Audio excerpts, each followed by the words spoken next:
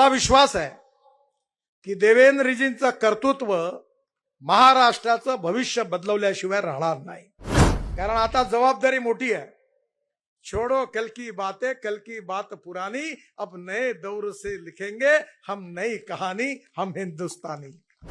की आज देवेंद्रजी महाराष्ट्राचे मुख्यमंत्री झाले। खऱ्या अर्थाने ज्यावेळी आपल्याला एवढं मोठं यश महाराष्ट्राच्या जनतेने दिलं, त्यावेळी प्रत्येकाच्या मनामध्ये ही इच्छा होती की जनतेने हा कौल दिलेला आहे, तो भारतीय जनता पार्टीला दिलेला आहे। आपला कार्यकर्ता देवेंद्रजीच्या रूपाने महाराष्ट्राचा मुख्यमंत्री झाला पाहिजे, ही प्रत्येक कार्यकर्त्याची मनातली इच्छा होती। आणि मला अतिशय आनंद आहे की आज महाराष्ट्राचं मुख्यमंत्रीपद त्यांना मिळालेलं आहे।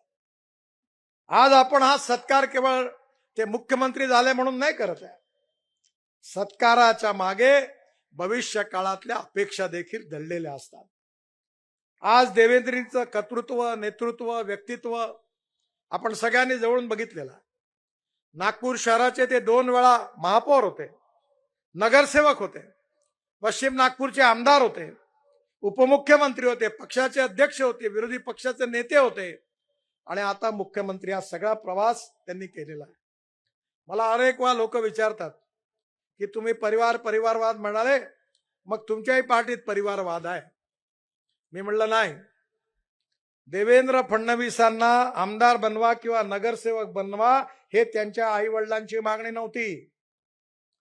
देवेंद्रजींना नगरसेवक करणं हे आता निर्णय पार्टीने घेतला आणि मग मी त्यांच्याकडे जाऊन वडिलांची परवानगी मागितली आणि मग त्यांनी इच्छा नसतानाही आम्ही त्यांना राजकारणात येण्याकरता आग्रह केला। याला परिवारवाद म्हणत नाही। पण ज्या मुलाबाळांकरता आपले आई वडील आग्रह करतात त्यांना कधी तिकीट देऊ नये असा माझा नेहमी आग्रह राहिला आहे। पण त्यांच्या मुलांना जनतेने आग्रह केला आणि कार्यकर्त्यांनी आग्रह केला तर जरूर तिकीट दिलं पाहिजे। म्हणून या मंचावर बसलेले अनेक आहेत, त्यांचे आई वडील मोठे आमदार खासदार होते। कारण भारतीय जनता पार्टी ही पिता पुत्रांची, आई वडिलांची, कोणाची प्रायव्हेट पब्लिक लिमिटेड पार्टी नाही।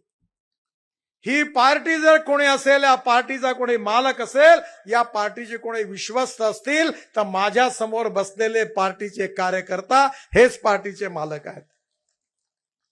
आणि म्हणून या पक्षाच्या परंपरेतून एक कार्यकर्ता म्हणून आपल्या सगळ्यांना याचा आनंद झालेला आहे। आणि मला विश्वास आहे की देवेंद्रजींचं कर्तृत्व महाराष्ट्राचं भविष्य बदलवल्याशिवाय राहणार नाही। हा महाराष्ट्र छत्रपती शिवाजी महाराजांचा महाराष्ट्र आहे। हा महाराष्ट्र बाबासाहेब आंबेडकरांचा महाराष्ट्र आहे। हा महाराष्ट्र ज्योतिबा फुलेंचा महाराष्ट्र आहे। हा महाराष्ट्र राजर्षी शाहू महाराजांचा महाराष्ट्र आहे। हा महाराष्ट्र लोकमान्य टिळक आणि स्वातंत्र्यवीर सावरकरांचा महाराष्ट्र आहे। हा महाराष्ट्र ही संतांची भूमी आहे।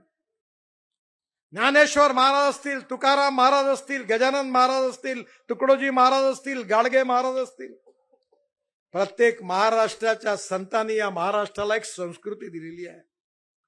आणि म्हणून जात, पंथ, धर्म, भाषा, सेक्स याच्या वरती उठून या महाराष्ट्राचा विकास करण्याचं आव्हान हे देवेंद्रजींनी स्वीकारलेलं आहे।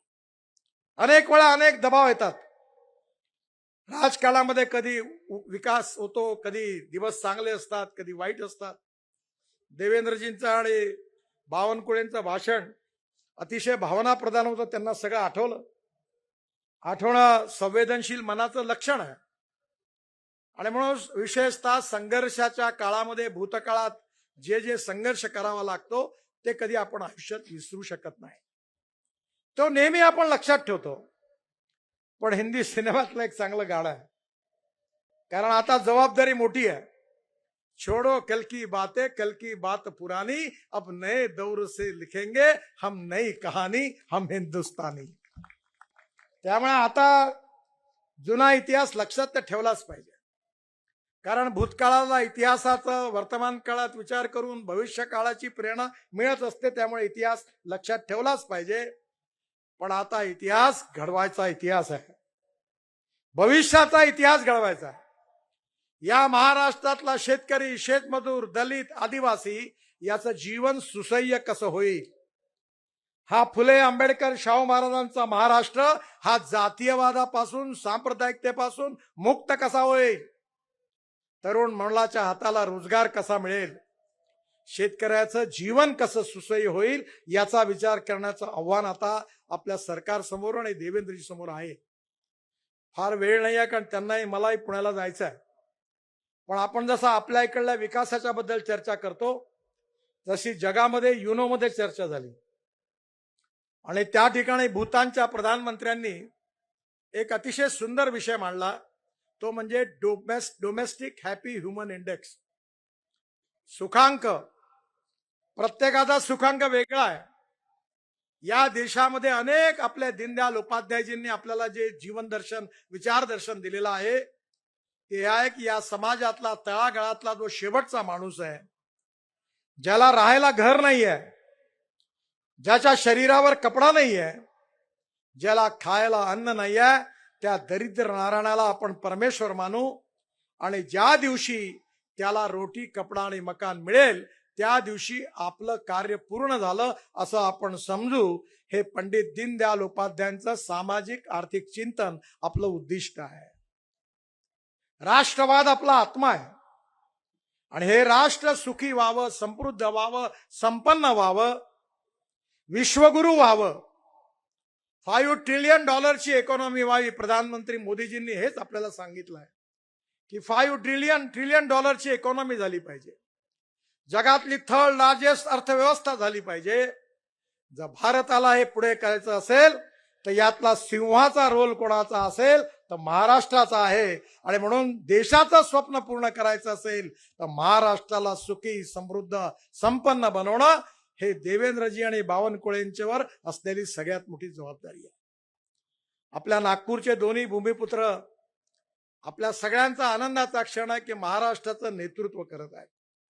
आपल्या सगळ्यांच्या शुभेच्छा त्यांच्या मागे आहे. चंद्रशेखर बावनकुळेंनी अतिशय परिश्रम घेतले, मेहनत घेतली. मी अनेक वेळा त्यांना सांगितलं की तब्येतीची काळजी घ्या, मी चूक केली ती तुम्ही करू नका. मी अनेक कार्यकर्त्यांना सांगतो, पहिले अनेक लोक मला देशाकरता मी जीव द्यायला तयार आहे. म्हणलं आपलं घर पहा पहिले. जो आपलं घर सांभाळू शकत नाही, पोराबाळाचा आई वडिलाला सांभाळू शकत नाही, त्यांनी देशाचं कल्याण करण्याची गरज नाही. पहिले आपलं घर नीट सांभाळ आणि मग देशाचा आणि समाजाचा विचार कर. आपण हे सगळ्यांना का सांगतो? कारण आपण खऱ्या अर्थाने या समाजामध्ये आपल्याला सामाजिक आर्थिक परिवर्तन घडवून आणायचं आहे. आणि आज महाराष्ट्रामध्ये जी संधी मिळालेली आहे, या संधीचा उपयोग करत असताना आजचा दिवस हा काही आपल्या नेत्यांसमोर मागण्या ठेवण्याचा काही दिवस नाही आहे. पुढे कधीतरी आपण त्यांच्या समोर तो ठेवू. पण आज सगळे कार्यकर्ते मिळून ईश्वर चरणी एवढी प्रार्थना करू की आमच्या सगळ्यांच्या असंख्य कार्यकर्त्यांनी महाराष्ट्राची जी भविष्याबद्दल कल्पना केली होती, त्यातले अनेक कार्यकर्ते आज आहेत, अनेक कार्यकर्ते नाही आहेत. त्या सगळ्या कार्यकर्त्यांचं महाराष्ट्राबद्दलचं स्वप्न पूर्ण करण्याची शक्ती परमेश्वराने आदरणीय देवेंद्रजींना आणि बावनकुळेंना द्यावी, अशा शुभेच्छा आणि आशीर्वाद आपण सगळ्यांनी त्यांच्या मागे जर उभे केले तर हा महाराष्ट्र गेल्या 25-30 वर्षात जेवढं काम झालं नाही ते या 5 वर्षात देवेंद्रजीच्या नेतृत्वाखाली झाल्याशिवाय राहणार नाही असा माझा विश्वास आहे. म्हणून आपल्या सगळ्यांच्या वतीने त्यांना शुभेच्छा देतो. त्यांच्या कार्यकाळामध्ये गाव, गरीब, मजदूर, शेतकरी, युवक, महिला, शोषित, पीडित, दलित या सगळ्यांचा विकास होईल आणि हा महाराष्ट्र देशातली नंबर 1 ची प्रगतिशील, समृद्ध, संपन्न महाराष्ट्र अशी प्रतिमा आजही आहे, ही अजून वृद्धिंगत होईल असा विश्वास व्यक्त करतो. देवेंद्रजींना मनापासून खूप खूप शुभेच्छा देतो. आपण सगळेजण त्यांना या शुभेच्छा द्या. याचं पाठबळ त्यांना निश्चितपणे 5 वर्षात कार्य करण्याकरता यशस्वी केल्याशिवाय राहणार नाही. बावनकुळे साहेबांनी पक्षाचं नेतृत्व चांगलं केलं. ऊर्जा मंत्री म्हणून त्यांनी आपलं खूप चांगलं काम केलं आणि नागपूरचा खासदार म्हणून ते पालकमंत्री असताना आमची अनेक कामं त्यांच्यामुळे त्यांनी पूर्ण केली. त्यांनाही पुन्हा एकदा खूप खूप शुभेच्छा देतो आणि दोघांच्या नेतृत्वाखाली नागपूर शहर आणि जिल्ह्याचा तर विकास होईलच, पण विदर्भाचाही विकास होईल आणि महाराष्ट्राचाही विकास होईल असा विश्वास व्यक्त करून पुन्हा एकदा आपल्या अटलजींना अभिवादन करून मी माझं भाषण संपवतो. धन्यवाद.